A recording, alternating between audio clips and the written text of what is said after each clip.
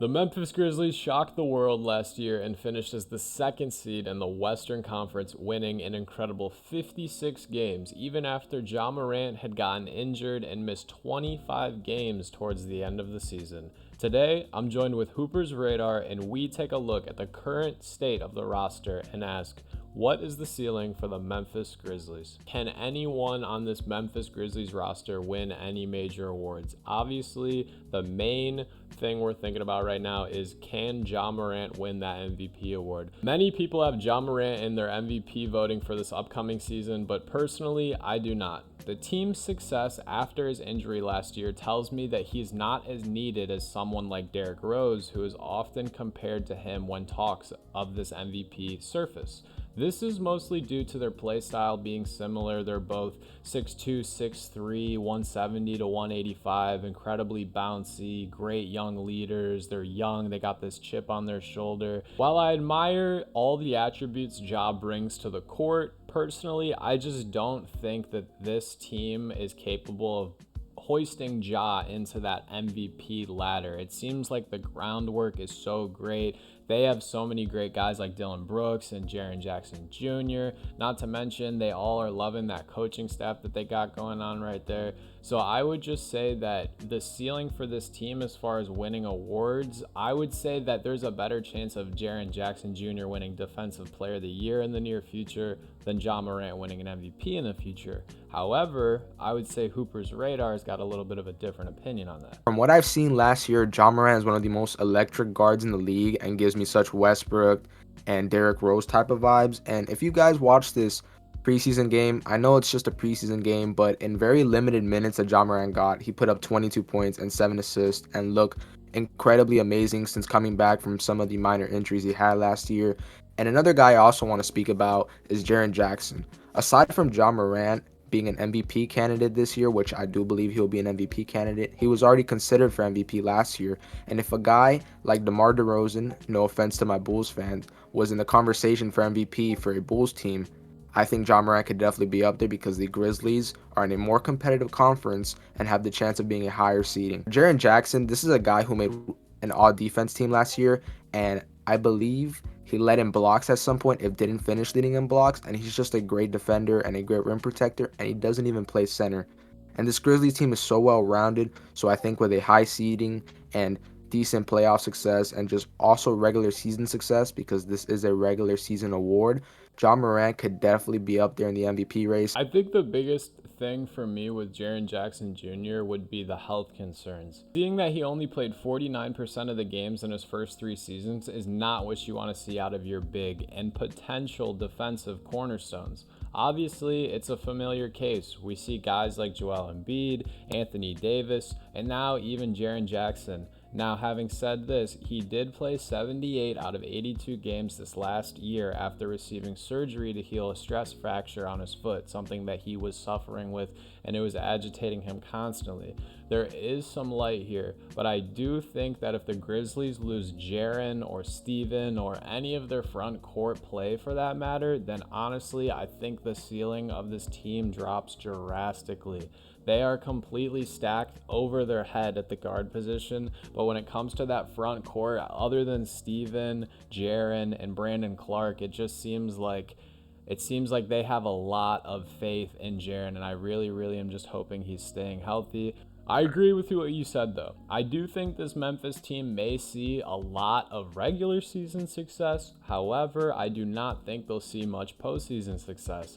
Like I said, I think they will see the regular season success almost similar to a Utah Jazz type of team we've seen from this 2018, 2019, 2020s, where they have insane offensive and defensive ratings and they're winning and boasting records of 50 and 60 games a year. But when all is all and all is said and done and the playoff time comes, it's not their time to shine. So I definitely think this is going to be a top 5 team in the West, and this is just such a deep team. I mean, we saw it in the playoffs when Ja Morant was injured, how this team's depth just comes in, and a backup point guard like Tyus Jones completely led this team to a win against the Golden State Warriors in the playoffs, and this team is just so deep. We're also forgetting they also have Dylan Brooks, who's a pesty defender and can score. Although an inconsistent scorer, he definitely is pesty. Zaire Williams is another young guy who just came off his rookie season. He's another guy that I'm looking to step up this season, of course. And this was one of the top rebounding teams in the regular season last year, and I don't think that'll go away this year. And to go back to what Late to Hoop said about if they lose Steven Adams or Jaren Jackson, they won't have any front court depth. Well, they have a new acquisition they just picked up in Kenneth Lofton Jr., and that guy is a beast. I know he's not the tallest, but he makes up with it in the weight and strength that he has. And this is a guy who dropped a 27-point double-double in the Summer League and recently showed out in that preseason game in the limited minutes he was given. And I have so much trust in this guy. I mean, it looks like he has a jumper now. We've already seen the paint game. This guy at the D1 level was a beast. He was putting up great numbers.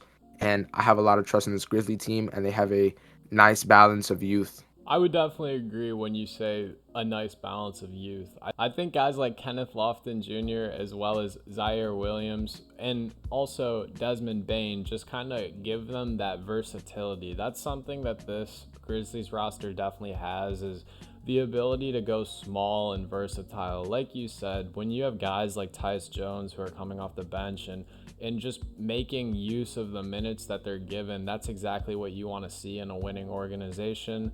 As far as the ceiling for this team goes, though, I would put my final prediction lock in it. They can make probably the second round, and honestly, I do not think they can make it past that. While I do like this team on paper, I just truthfully think their ceiling is the second round. I couldn't see them beating, if they were to get into a second round matchup with, say, the Clippers or the Pelicans or the Timberwolves or the Nuggets or the Warriors. I just could not see the Grizzlies facing off and going and winning a 6 or 7 game series. When we get into the playoffs, the knobs are cranked up on not only the players but the coaches, and I just cannot see this Grizzlies team, even though I do think they will boast incredible regular season success. It's just like this Utah team where it's like, how many times in a row are we going to fall for this? I'm going to choose never. How do you feel, Hooper's Radar? Where would you say they would peak? I mean, I don't think they've gotten as many opportunities as the Jazz to kind of be a fake team in the regular season and then come playoff time, they do nothing. This That was is really fair. the first true season where they were a high seeding in the playoffs, because going back to the rest of the other years, they've had to play the Blazers for a play-in spot and have been in that competition for that play-in spot or a low playoff seed. So this last season was really just a big step in improvement, and I think they'll get a couple more opportunities to show they really are a great team, not only in the regular season but the playoffs. And going back to just Desmond Bane, because you obviously mentioned him, this is a guy who's one of the most underrated shooters. I mean, we're talking about a guy who averaged 9 points his first year and 18 his second. And one thing that definitely did not change about him is that he shot 43% both years, with the amount of threes he was shooting going up from 4 to 7. Yeah, with strides like that, it's no secret to see that this Memphis Grizzlies team can be great in the future. What I need from you guys right now is to go down in the comments and let Hooper's Radar and I know, where is this Memphis Grizzlies team going to end up? Are they going to end up going all the way to the finals and pushing your favorite team to 7? Or are they going to lose to the 8 seed, possibly coming in at the 1? Please, please, please let me know down in the comments. If you guys have not checked out Hooper's Radar's channel and you made it this far to the video, please go down to the top link in the description. Check him out. Throw him a subscribe. Leave him a like on his channel. Also, go to the comments of his videos and tell him your basketball opinions. That's what we're all about here. I appreciate all the support you guys have been showing me recently. It's truthfully out of this world. Thank you guys so much for tuning in. Peace.